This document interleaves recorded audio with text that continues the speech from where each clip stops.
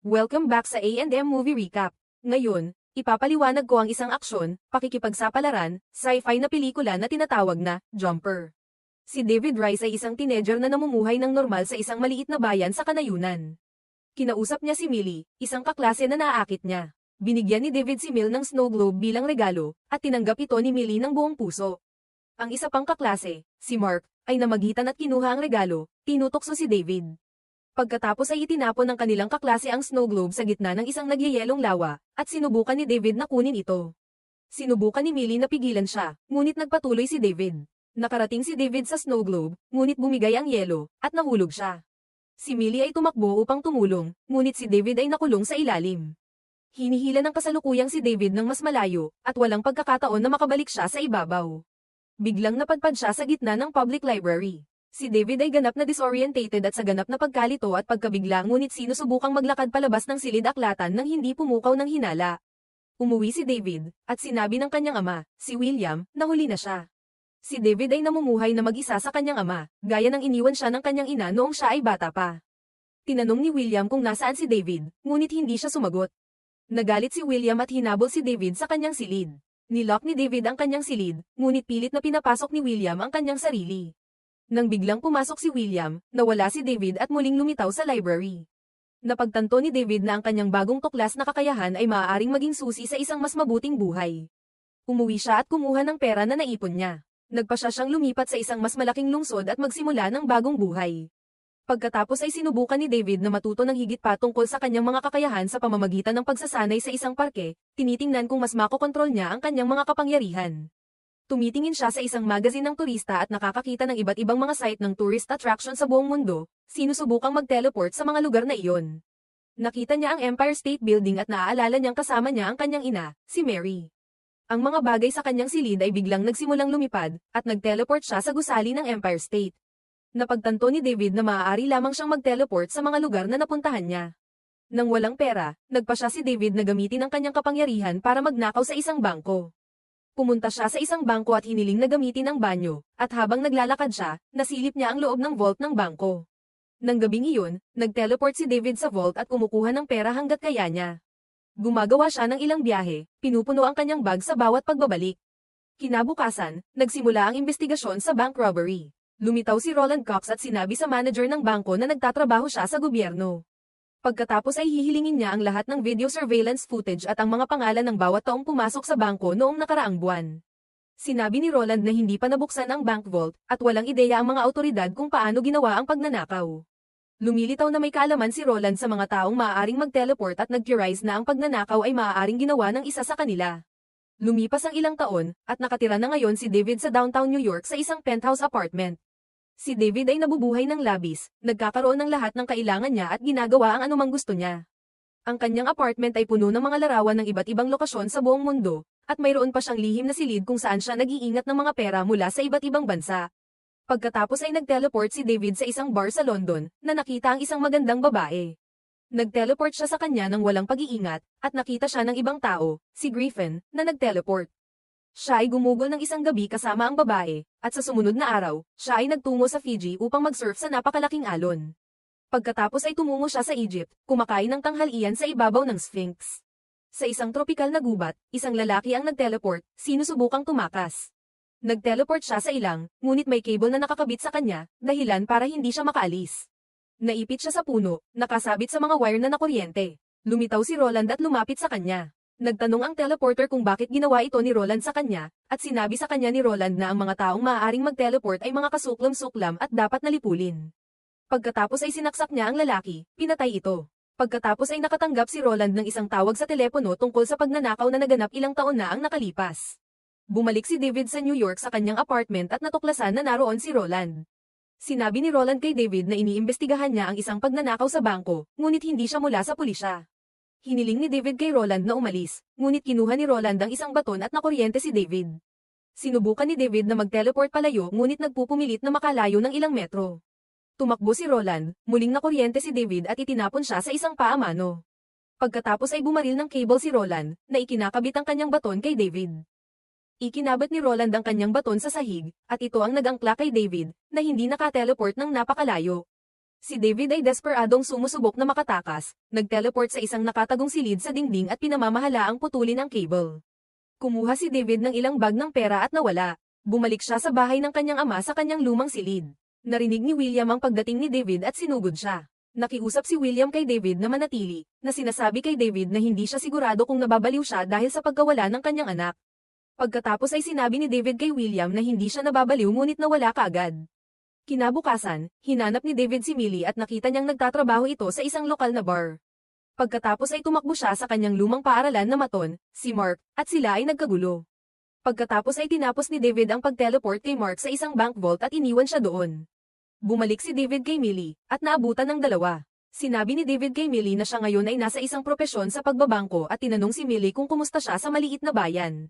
Sinabi ni Millie na nangangarap pa rin siyang maglakbay sa mundo, at inalok siya ni David ng paglalakbay sa Roma kasama niya. Tuwang-tuwa si Millie na marinig ito at sinabi kay David na gusto niyang sumama sa kanya. Sa likod nila, matamang nagmamasid si Griffin. Makalipas ang ilang oras, nasa Roma sina David at Millie, pupunta upang makita ang Colosseum. Samantala, si Roland ay nagpapanggap na nagtatrabaho para sa CIA upang mapuntahan si Mark, na nasa isang istasyon ng pulisya.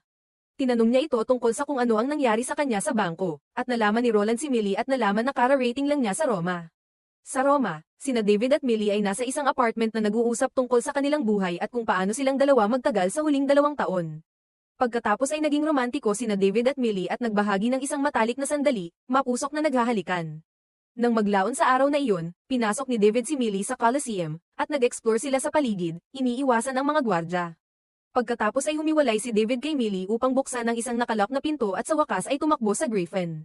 Inihayag ni Griffin ang kanyang sarili bilang ibang tao na maaaring mag-teleport, na tinutukoy ang kanyang sarili at ang iba pang katulad niya bilang mga jumper. Tinawag ni Griffin si David para sa kanyang marangya at walang malasakit na pamumuhay at sinabi sa kanya na ang isang grupo ng mga tao na tinatawag na Paladin ay determinadong patayin ang lahat ng tumatalon. Tulad ng ipinaliwanag niya, lumitaw ang isang pares ng Paladins. Lumapit ang mga Paladin at inilabas ang kanilang mga baton, at nagkaroon ng away. Sinubukan ni David na tumakbo ngunit nasagasaan ng isa sa mga nakuryenteng cable. Ang kanyang kakayahan sa teleport ay muling hindi pinaganya. Pagkatapos ay nagpapatuloy si Griffin upang labanan ang 2 Paladin, na mabilis na nagtagumpay sa kanila. Hindi niya pinaganya ang parehong humahabol at sinabi kay David na matagal na niyang pinapatay ang mga Paladin. Pagkatapos ay nag-teleport siya sa kanyang lihim na pugad. Nakita ni David ang isang nalalabi, na tinatawag na jump scare, mula sa pagtalon ni Griffin at sumunod. Binalaan siya ni Griffin, at bumalik si David kay Millie. Dinala na ngayon ni David si Millie, pinalabas siya sa Colosseum, ngunit humingi ng paliwanag si Millie sa nangyayari. Bago makapagpaliwanag si David, dumating ang mga pulis at inaresto si David dahil sa pagpasok sa Colosseum. Sa istasyon ng pulisya, si David ay kinukwestiyon ngunit naninindigan na siya ay isang turista lamang na lumabag sa mga patakaran at ikinalulungkot ito. Pagkatapos ay iniwan ng mga opisyal si David, na sinasabi sa kanya na hintayin ang mahistrado mula sa embahada ng US habang naghihintay si David, may pumasok na babae, at nakilala ni David na ito ay si Maria, ang kanyang ina. Sinabi ni Mary kay David na mayroon lamang siyang 30 segundo bago dumating ang higit pang mga Paladin at iniabot sa kanya ang isang susi sa kanyang mga posas. Nagmamadaling bumalik si Mary, at hinabol siya ni David, ngunit nawala siya. Pagkatapos ay nakipagkita si David kay Millie, at ang dalawa ay nagtungo sa paliparan. Sa airport, sinabi ni David kay Millie na kailangan nilang maghiwalay. Nabigo si Millie nang marinig ito ngunit nagpatuloy sa kanyang paglipad ng mag-isa. Samantala, dumating si Roland sa bahay ni William at ipinakilala ang kanyang sarili bilang bahagi ng IRS. Nagtanong si Roland tungkol kay David, ngunit si William ay hindi malugod at hindi nakikipagtulungan.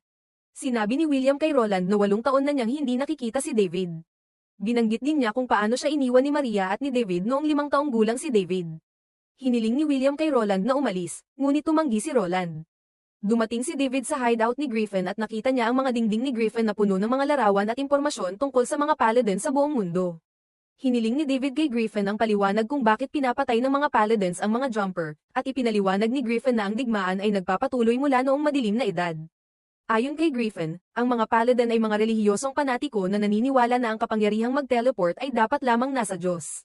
Pagkatapos ay sinabi niya kay David na ang mga Paladins ay hindi magdadalawang isip na pumatay ng sinuman para lang mapuntahan si David. Napagtatanto na ang kanyang ama at si Millie ay maaaring magkaproblema, si David ay nag-teleport kay William at natagpuan siyang walang malay sa sahig. Ipinadala niya sila sa isang ospital, at ang mga tauhan ng medikal ay nagmamadali upang tulungan si William. Bumalik si David sa hideout ni Griffin na gustong makakuha ng higit pang impormasyon tungkol kay Roland habang balak niya itong patayin. Sinabi ni Griffin na ito ay walang silbi dahil sinusubaybayan niya si Roland sa loob ng higit sa 10 taon, at sa bawat pagtatagpo, lumalabas lamang si Griffin na may mas maraming peklat. Nag-aalok si David na tumulong sa paghuli kay Roland, ngunit tinanggihan siya ni Griffin. Pagkatapos ay nag-teleport si Griffin sa China, ngunit sumunod si David, sinusubukan pa rin kumbinsihin si Griffin na hayaan siyang tumulong. Sa wakas ay sumang-ayon si Griffin nang sabihin sa kanya ni David na alam niya kung saan maaaring susunod si Roland, na nauukol kay Millie. Nagpa siya silang maghiwalay, kukunin ni David si Millie habang si Griffin ay babalik sa hideout para armasan ang sarili. Dumating si David sa apartment ni Millie. Nagulat si Millie nang makitang muli si David at sinabi sa kanya na ayaw na niyang makasama pa siya. Sinabihan ni Millie si David na umalis, ngunit narinig ni David na dumating si Roland at ilan pang mga lalaki. Nang walang ibang pagpipilian, kailangang sabihin ni David kay Millie ang katotohanan, na inihayag ang kanyang sarili bilang isang lumulukso. Napatulala si Millie na nasaksihan ang kapangyarihan ni David at nag-freak out, tumakas. Dahil alam niyang may panganib sa kanila, kinuha siya ni David at ipinadala silang dalawa sa hideout ni Griffin. Si Roland at ang iba pang mga paladin ay pumasok sa apartment ni Millie at nakita itong walang laman, ngunit nakakita si Roland ng jump scare. Kumuha sila ng isang contraption, itinatakda ito sa ibaba ng jump scare, at isang portal ang nagsimulang mabuo. Sinusubukan nilang buksan muli ang jump scare para masundan nila si David. Nakipagkita si David kay Griffin, ngunit nagalit si Griffin nang makitang kasama nila si Millie. Sinabi ni Griffin kay David ang tungkol sa makina ng mga paladin at sinabing ang pagdadala kay Millie sa hideout ay magdadala lamang sa mga paladin papunta sa kanila. Sinuri ni na David at Griffin ang jump scare at nakitang lumalaki ito. Makalipas ang ilang segundo, lumitaw si Roland. Nagtago sina David at Griffin, ngunit habang nagtatago si David, nakita niya ang isang larawan ni Mary sa dingding ni Griffin ng mga kilalang paladin. Pagkatapos ay natag si David ng isang nakuryenteng cable at naipit sa isang pader. Pumasok si Griffin na may dalang flamethrower. Pagkatapos ay nakipag-away sina Griffin at Roland kay Griffin gamit ang kanyang mga kakayahan sa teleporting upang makakuha ng mataas na kamay. Mahusay din ang laban ni Roland, gamit ang teknolohiya ng mga paladins. Sinuntok ni Griffin si Roland palabas ng hideout at nag-teleport palayo ngunit bumalik na may tumatakbong boss na direktang nakatutok kay Roland. Kaunti lang ang oras ni Roland para mag-react ngunit nagawa pa rin niyang makaiwas sa paparating na boss. Natagpuan ni Millie si David na nakadikit sa isang pader, at sinubukan niyang palayain ito, ngunit mukhang handa si Roland na patayin siya. Nakatayo si Millie, ngunit muling lumitaw si Griffin kasama ang flamethrower at pinasabog si Roland pabalik sa jump scare. Sumunod sa kanya si Griffin. Muling lumitaw sina Roland at Griffin sa apartment ni Millie, at nagpatuloy ang laban. Bumalik sa hideout, matagumpay na napalaya ni Millie si David ngunit sinabi sa kanya na gusto na niyang umuwi. Ayaw niyang madamay sa anumang nangyayari at gusto na lang niyang bumalik sa normal niyang buhay. Walang pagpipilian si David at pumayag. Habang naghahanda siyang kunin si Millie, matagumpay na muling lumitaw si Griffin, bitbit ang jump scare opener ng mga paladins. Ngunit dahil aktibo pa rin ang jump scare, nagagawa pa rin ng mga paladins na maglunsad ng cable at nakuha si Millie, at dinala siya pabalik sa apartment. Gusto ni David na iligtas si Millie, ngunit naghanda si Griffin ng bomba. Nalilito si David, ngunit sinabi sa kanya ni Griffin na ito na ang kanyang pagkakataon upang wakasan ang mga paladin minsan at para sa lahat. Balak niyang mag-teleport sa apartment gamit ang bomba. Nagprotesta si David at nag-teleport palayo kasama ang bomba. Hinabol siya ni Griffin, at nag-away ang dalawa, nag-teleport sa maraming iba't ibang lokasyon. Nag-teleport sila sa Egypt, San Francisco, New York, lahat habang nakikipaglaban para sa remote detonator ng bomba. Napunta sila sa isang bansang napunit ng digmaan, at sa wakas ay nakuha ni Griffin ang detonator. Ngunit hindi nakikita ni Griffin na may nahuhulog na pylon sa ibabaw nila. Ini-teleport ni David si Griffin sa pylon, hinayaan ang napakalaking dami ng kuryente na makuha si Griffin, pinababa siya. Sinubukan ni Griffin na pigilan si David na bumalik sa apartment, na nagsasabing hindi siya magkakaroon ng pagkakataon laban sa 5 paladins, ngunit determinado si David na iligtas si Millie. Bumalik si David sa apartment at nakarating kay Millie ngunit agad siyang natusok ng 5 na kuryenteng mga cable na iniangkla ng mga paladin sa apartment. Nagpupumiglas si David, nakatutok pa rin sa pag-teleport palayo. Nagiging sanhi ito ng marahas na pagyanig sa buong apartment. Gamit ang mga wire na nakakabit kay David at sa apartment, sa tuwing susubukan ni David na mag-teleport, sama-sama rin ang apartment sa kanya. Siya ay umuungol at sumigaw, at ang mga dingding ng apartment ay naalag at pumutok. Sa wakas, sa isang huling pagtulak, ini-teleport niya ang buong apartment pabalik sa lawa, kung saan natuklasan niya ang kanyang mga kakayahan. Karamihan sa mga paladin ay may kapansanan, at ang ilan sa kanila ay nalulunod, at pagkatapos ay ipinadala ni David ang apartment pabalik sa library. Nagkamalay si David at nakitang buhay pa si Roland. Pagkatapos ay kinuha ni David si Roland at iniwan siya sa isang lugar sa gitna ng Grand Canyon. Lumipas ang oras, at nahanap ni David ang kanyang ina. Sinagot ng anak ni Mary ang pinto, at sa wakas ay nag-usap sina David at Mary. Ipinaliwanag ni Mary na isa rin siyang paladin. Nang mag-teleport si David sa unang pagkakataon sa edad na 5, ginawa ni Mary ang mahirap na desisyon na iwanan siya upang protektahan siya mula sa iba pang mga paladins. Ngayong muli silang nagkita, tinanong ni David kung ano ang mangyayari. Pagkatapos ay sumagot si Mary na bibigyan niya siya ng isang maagang simula. Bumalik si David kay Millie na naghihintay sa kanya sa labas. Magkahawak kamay ang dalawa, ngumiti sa isa't isa at mag-teleport palayo.